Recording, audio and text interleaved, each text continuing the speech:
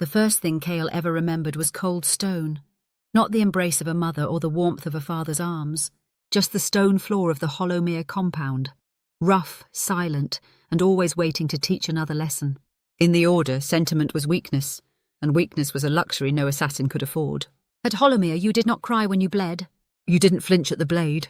You learned silence before speech and shadows before light. You were not born, you were shaped, and Cael had been shaped well. By 19, he could kill a man in 8 different ways without drawing a sword. He could mimic a noble's dialect, seduce a guard, vanish into a crowd. He was the best of his class, maybe of the decade. The Grey Keeper, his master and jailer, had called him our scalpel. A tool. Clean, sharp, disposable. That night, Cael was in the city of El Harith, cloaked in fog and rot, where noble houses held secret feasts behind marble walls, while beggars starved in alleys. He perched on a rooftop, watching his target through a broken window pane. The man was old, wide-eyed, and murmuring to himself by candlelight. A simple job. In and out. No fuss. But then the target looked up, directly at him, and smiled. "I thought they'd send you," he said aloud, his voice dry as dust. "They always do eventually." Cael didn't move, didn't blink. He was certain he hadn't made a sound.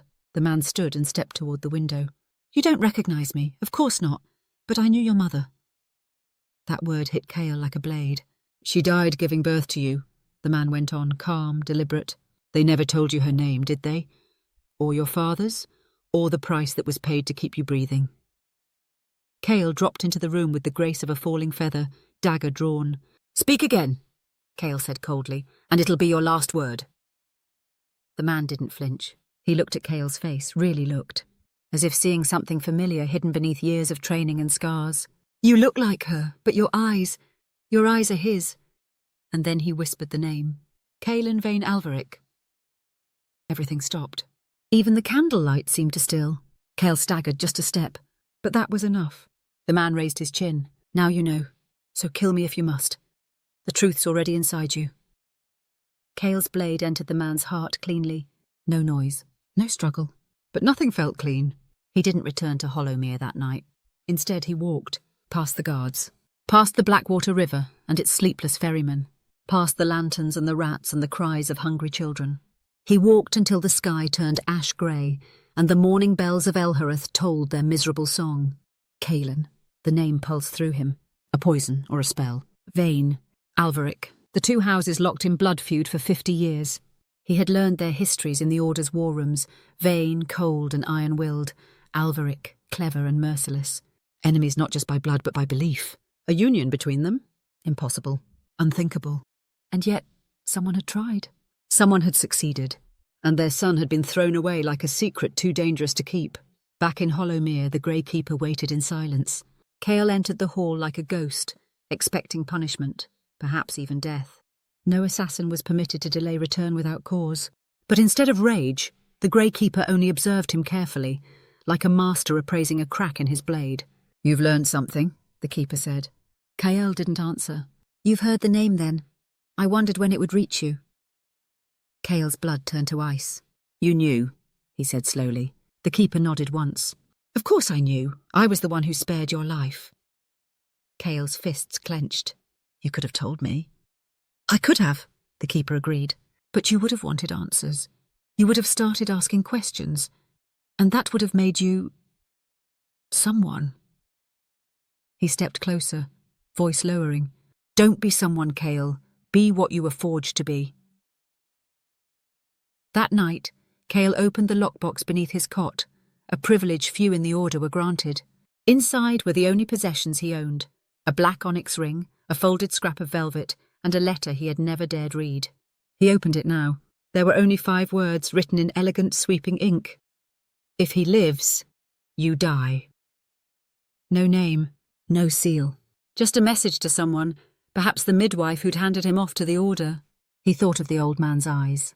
He thought of Naira, his closest friend in the Order, and how she once asked if he ever wondered where he came from. He never had, until now.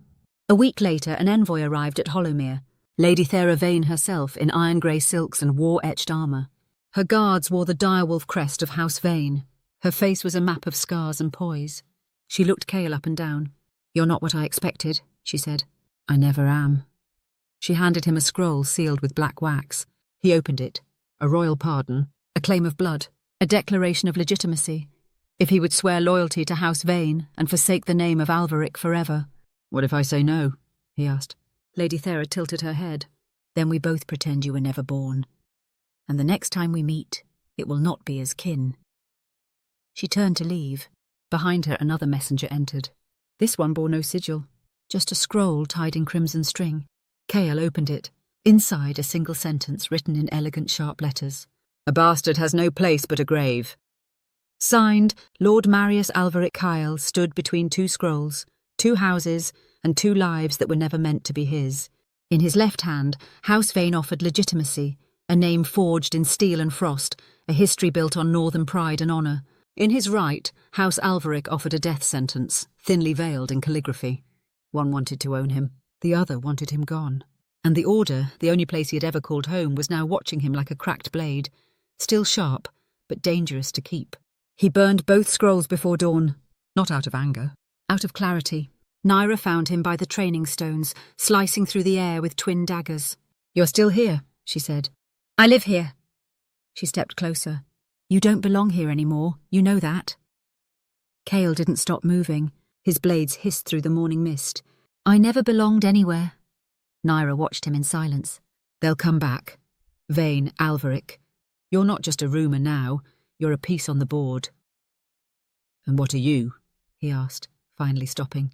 "Still a pawn?" She smiled faintly. "I'm what I've always been. A shadow that chooses who to follow." Cael looked at her for a long moment. "Then don't follow me." That night the Order called him to the bleeding room. The name was ceremonial, no blood was spilled there. Only words, choices, and sometimes quiet executions of loyalty. The Grey Keeper sat alone at the stone table, fingers laced. "You've caused ripples, Cael. The world is paying attention."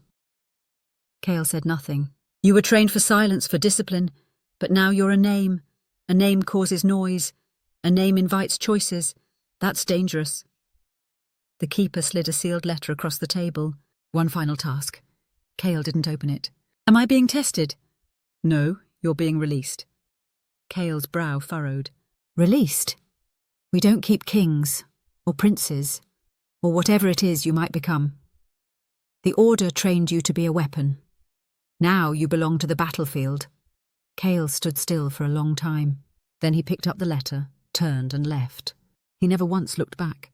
The letter led him to the Whispering Crossroads, an ancient place where the winds always howled secrets, and no road was ever the same twice. There, under the pale moon, stood a woman in mourning grey, her face veiled, her hands wrapped around the hilt of a curved blade. "I was told you'd come," she said. Cael didn't recognise her voice, but something about her presence felt familiar. "Who sent you?" he asked. "Your mother," she said. Cael froze. "She died," he said. "She did," the woman replied, "but not before writing letters. I was the one who kept them." She handed him a folded bundle, old parchment sealed with violet wax. "I can't stay," she said. "If they know I spoke to you, they'll silence me." Cael opened the first letter. It was short, elegant, written in a trembling hand. "My son, if you live, you will be hunted. If you survive, you must never trust either house. The blood you carry is poison to them both. But somewhere beyond the banners and the blades, you can choose who you become. And if you're reading this, I'm so proud of you." Celine Alveric, his mother's name. A name he had never spoken, never even imagined. Selina. Not a noblewoman draped in wealth, but someone who had written him a warning, a hope, a goodbye, and she had signed it with love. He spent 3 nights in the woods outside Vane territory, watching the road, listening to gossip pass between guards and travellers. Lady Thera Vane was riding north, alone, without an army, a gesture of trust, or a trap. Cael followed the rumours to the Blackmere Hills, where old ruins marked the borders of forgotten kingdoms. There, in a clearing thick with fog and silence, he found her. Thera Vane stood in armour, her white hair braided with silver chains. No guards, no banners. "You're late," she said. "I wasn't coming," Cael replied. "And yet here you are." He said nothing. She motioned to a stone nearby. "Sit, boy." He didn't sit.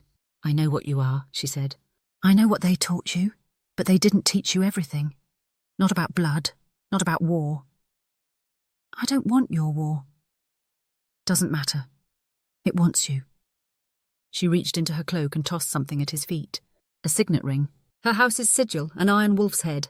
I don't want loyalty, she said. I want a knife they won't see coming. And what do I get? Cael asked. She smiled grimly. A chance to kill the man who made you a secret. That night, Cael stood alone by a dead fire, staring into the dark. He thought of Hollowmere, of Nera, of the mother he never knew, of the father he might have to kill. In the Alveric stronghold, far to the south, Lord Marius Alveric studied a glass of wine. A shadow entered the room.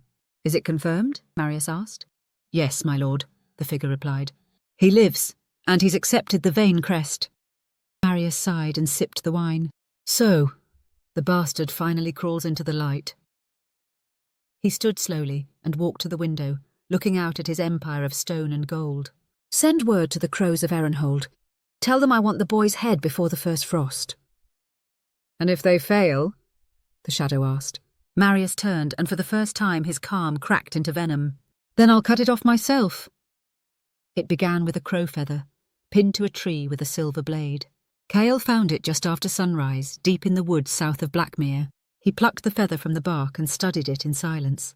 He didn't need a name to know who it belonged to. Only one guild marked their prey before the kill. The crows of Erenhold. Assassins who didn't vanish like shadows, but watched, waited, let you feel your breath tighten over days, until sleep became a prayer and silence a curse. The crows hunted nobility, kings, even other killers. They'd never missed a mark in 30 years. Now they were hunting him. Cael didn't run. Instead, he circled the perimeter of the woods, laying false trails and carving silent glyphs into tree roots, trap markers from Hollowmere's training. Every movement was measured, every breath controlled. If the crows wanted a hunt, he would give them one they'd never forget. By nightfall, he reached an abandoned bell tower at the edge of the Vale of Knives, an old smuggler's haunt. He had used it before, years ago. It offered a wide view of the valley below, perfect for bait. He lit no fire, just waited, and when the wind stilled, they came. The first was a woman in green-grey robes, her face painted with soot and ash. Her name, whispered in the Order's records, was Ashline, a poisoner who used her voice as venom. It was said she could end a man's heartbeat with a single lullaby. She did not speak now, just watched him from the edge of the clearing. The second appeared moments later, a hulking brute masked in iron, wielding twin axes soaked in pitch. Known as Brannock the Breaker, he had shattered the ribs of a duke's son using nothing but his bare hands. He loomed silent as if waiting for a command. The third, Cael did not see, not until he felt the whisper at his back. Still breathing, Caelen? He spun, blades drawn, Nera. Her hood was lowered, her hair braided in the style of Hollowmere's elite killers. I told you not to follow me, he said. I didn't, she replied, stepping into the moonlight. They did. Cael looked between her and the others. You're hunting me. No, she said. They are. Then why are you here? Nera's gaze darkened. Because I begged for the chance to make it quick. Cael moved before the silence broke. A blade flashed. Brannock lunged. Ashline's lips parted with a word like silk. But Cael was already gone, into the tower, up the narrow stone stairs where only one man could climb at a time. Brannock followed, axe raised, heavy footfalls shaking the wood. Cael waited at the top, breath still, body coiled. When the brute emerged, Cael dove low, slicing behind the knees. Brannock roared, staggered, and Cael twisted, grabbing the man's momentum and hurling him through the shattered window. The body landed with a crack far below. One down. Ashline didn't enter. She waited, clever. Her voice drifted up like perfume. You can't win, Caelen. You think you're more than your blood, but you're still a child raised in lies. Cael pressed his back to the wall. Funny. You sound like the man who ordered my death. Her voice coiled closer. Lord Alveric will not stop. Even now he's sealing alliances, hiring more blades. Every house that fears Vane will side with him. And what house are you from? Cael asked. Silence. Then, none. I was raised in the streets of Erenhold, until a crow found me. Cael smiled coldly. So was I, only my crow had colder hands. Nera entered alone, no weapon drawn, no mask worn, just her eyes, sharp and full of something unspoken. I have orders, she said. I know. If I don't kill you, they'll kill me. I know. They stood in silence, not as killers, not as enemies, as the last remnants of what could have been a life. Then Cael reached into his cloak and tossed her a silver ring. The one Lady Thera had given him. The vein sigil. Take it. Give it to the crows. Tell them I'm dead. Naira stared at him. You think that'll work? No, he said. But it'll give me a few days. Long enough to bury your name in their records. Why? Because, he said, stepping past her. You didn't sing the lullaby. By dawn, Cael was gone, heading south toward the Alveric border, toward the man who wrote his death in ink. In the marble halls of House Alveric, Lord Marius received the report. Brannock dead. Ashline missing. Naira returned with the ring. He studied the sigil. Burn it. The servant hesitated. My lord, it proves. I said burn it. The servant obeyed. Marius walked to the hall of portraits where centuries of Alveric faces stared back at him. He stopped at the last one. A young woman in violet, eyes full of defiance. Selina, he whispered to her painting. You chose wrong, sister. Far below the Alveric keep, in the catacombs where no light touched stone, a figure stirred. Bound in chains, eyes hollow, voice long unused, a whisper rose from cracked lips. Caelen! The Alveric stronghold rose from the cliffs like a sword forged from stone. Towering walls, black banners and iron gates sealed the fortress from wind, wave and witness. It was a place built to protect power and to bury shame. Cael stood at its edge as night fell, cloaked in the scent of salt and storm. He had no army, no sigil, no right. But he had a name now, Caelen Vane Alveric, and it was enough to open doors or make them bleed. He slipped in through the servant aqueducts beneath the northern wall, where rats were kings and silence was currency.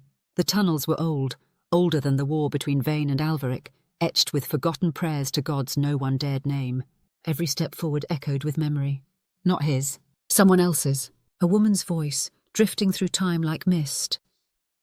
If he lives, you must never tell him what's beneath the stone. He reached a sealed archway, a lock carved from obsidian. No keyhole, just a symbol burned into its surface, a violet flame.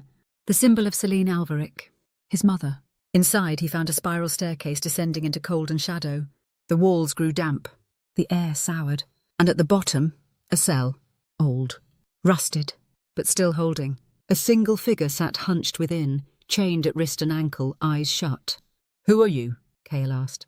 The figure did not move, did not speak. Cael stepped closer, the torchlight flickering across pale skin and hollow cheeks. Then one cracked whisper. Your eyes. Cael froze. The prisoner looked up, and Cael saw her face. Older now, worn, but unmistakable. Selina, alive. He dropped the torch. It clattered across the stone. Impossible, he said. She gave a faint, brittle smile. No, my son, just inconvenient. Tears pricked his eyes, but he didn't understand them. This woman was legend, ghost, memory, not flesh. Why? He choked. Why are you here? She looked down at her chained hands. Because I loved the wrong man, and I gave birth to the wrong heir. She told him everything. How she had fallen for a man sworn to House Vane, a peace envoy, a soldier poet. How they had hidden their love, married in secret and conceived a child, Caelen, before the storm came. The moment House Alveric learned, they shattered the truce and declared blood feud. Selina was imprisoned, her child stolen, presumed dead. Marius, her brother, had seized power in the chaos. But I lived, Cael whispered. You did, Selene said. Because one servant chose mercy, and because the order saw potential in a nameless boy. Cael stared at the rusted chains. You've been here 19 years. Yes. And they never killed you. I was more useful as a warning. Cael's fists clenched. I'm ending this. Selene's eyes burned with urgency. No, you must not kill Marius. He stepped back. Why? Because the moment you do, the rest will come. What rest? She hesitated. Then, there's a pact, Cael, bound by blood, sealed in silence. If you spill the blood of your kin inside these walls, the pact awakens. The old houses rise, the war resumes, thousands will die. Cael paced, fury in his breath. So I let him live? No. You do what I couldn't. You take their power without using their blade. She reached under her tattered cloak and pulled out a scroll, sealed in violet wax marked with her ring. Use this. It is my confession. Signed, sealed. Proof of your birth, your parentage, your claim to both houses. Cael took it. If I show this to the High Circle, they'll have no choice but to name you heir. And Marius? He'll be forced to kneel, or flee. Footsteps echoed above. Celine's face darkened. You must go. I'm not leaving you. You must. If they find us together, the pact ends, and I burn with it. Cael shook his head. I can't. She reached through the bars and touched his face. My boy. My Caelen, please. Let me be the last secret buried here. His hands trembled. Then he nodded, and vanished into the dark. High above, in the grand hall, Lord Marius stood before a fire of black glass. A servant approached, pale and panting. My lord, there was a breach. The lowest vault. Marius's eyes narrowed. Seal it. But I said seal it. If she speaks, kill her. But he was too late. The next morning the scroll arrived. Delivered by Hawk. Sealed in violet wax. Carried to the High Circle. 3 days after the scroll reached the High Circle, the skies above Velgarin darkened. Not with storms, but with banners. Every noble house, every minor claimant, every spy and whisperer who had once scoffed at the bastard's name, now watched with breath held tight. Because the seal was real, the blood was real. The war that had smouldered for decades, Vane against Alveric, had produced something unthinkable, a son of both, and he had dared to come forward. Cael stood before the High Circle in the Hall of 12, where judgment was rendered not by blade, but by truth. The circle of stone thrones towered above him, each seat carved with the sigil of an ancient house. Wizards, warriors, kings. He knelt alone. The scroll lay on the altar before them, opened, read, verified. Lady Thera Vane stood behind him, her armour shining like frost, eyes sharp with control. Lord Marius Alveric stood opposite her, robed in black and violet, hands folded like a serpent waiting to strike. Caelen Vane Alveric, one of the high judges spoke. Do you understand the weight of your claim? I do. You are a son born of forbidden blood. That blood has spilled nations. Do you come seeking vengeance? No. Do you come seeking crown? Cael lifted his chin. I come to end the war that raised me. Whispers swept through the court like wildfire. Marius's jaw tightened. Lies, he spat. The boy was trained by murderers and thieves. He is a dagger in a noble's skin, a shadow pretending to be heir. Lady Thera stepped forward. Then test the truth, she said coldly. Bring the blood. A basin of enchanted water was brought forth, shimmering with ancestral light. Marius bled into it first. Violet threads spun through the basin like smoke. Then Cael. And when his blood touched the water, both colours bloomed. Vane silver, Alveric violet. Swirling, uniting, unmistakable. The truth didn't speak. It sang. Marius's hand dropped to his belt. Not to yield, but to draw steel. A sword shrieked free. Gasps filled the chamber. The judges shouted, too late. The pact was about to break, but Cael did not reach for his weapon. He reached for the scroll and tore it in half. Silence. Total. He dropped the pieces to the floor, letting them fall like snow. I don't want your houses, Cael said, voice steady. I don't want your gold, or your armies, or your poisoned banners. He looked at Marius, then at Thera. I came to prove I exist. Now I have. He stepped down from the dais. This blood belongs to me, not to you. Outside, the crowd waited for blood. Instead, they saw a young man walking down the steps of the Hall of 12, alone, unarmed, eyes forward. Some called him coward, some called him hero, but all knew his name. Caelen Vane Alveric. The boy both houses tried to erase. The man neither could claim. That night, Marius sat in his chamber staring into the fire. He should have taken it, he muttered. He could have ruled. Behind him a whisper replied. He did. Marius turned. A blade slipped into his throat, quiet and clean. The figure caught him as he fell. Naira. She leaned in close. For Celine. Far across the realm, in a forest where no maps dared draw paths, Cael stood by a stream. His boots were muddy, his cloak torn, but his eyes were steady. Selina walked beside him, free now. Older, yes, but whole. Where will you go? She asked. He smiled faintly. Where no one cares about sigils. And if they come for you, they won't find me. She touched his arm. And if they do? Cael looked to the trees. They'll wish they hadn't. Some say he vanished. Others say he became a ghost, a tale whispered by rebels and orphans. But the truth walked into the wild that day. Not as a bastard, not as an heir, as a man,